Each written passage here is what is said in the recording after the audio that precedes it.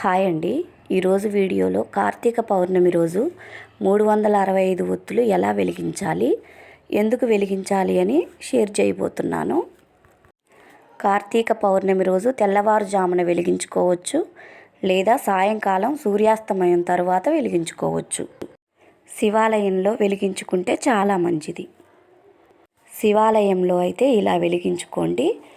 నీళ్లు చల్లి పద్మం ముగ్గు వేయండి. పసుపు కుంకుమ వేసి 365 ఒత్తుల దీపం, పిండి దీపం, ఉసిరి దీపం పెట్టండి.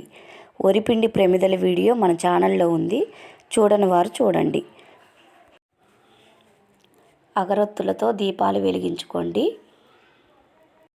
కార్తీక మాసంలో ప్రతిరోజు దీపారాధన చేయలేని వారు కనీసం పౌర్ణమి నాడైనా దీపం వెలిగించాలని మన పెద్దలు చెప్తుంటారు.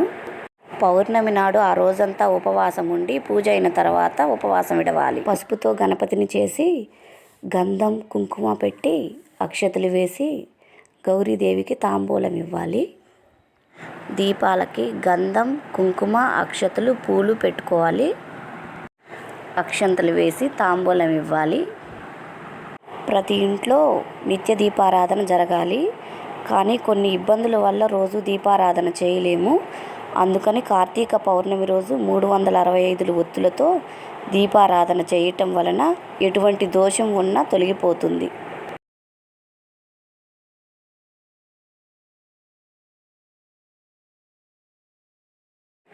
ప్రసాదంగా వడపప్పు, బెల్లం, పులిహోర పెట్టొచ్చు. గణపతిని, శివయ్యని, విష్ణుమూర్తిని తలుచుకొని హారతి ఇవ్వండి.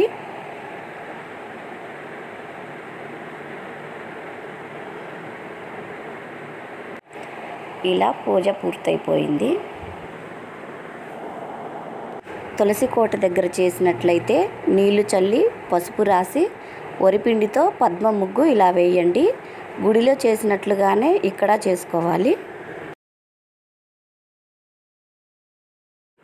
తులసి చెట్టు దగ్గర పెట్టిన పసుపు గణపతిని, ఉసిరి దీపాన్ని పచ్చని చెట్టులో వేయాలి.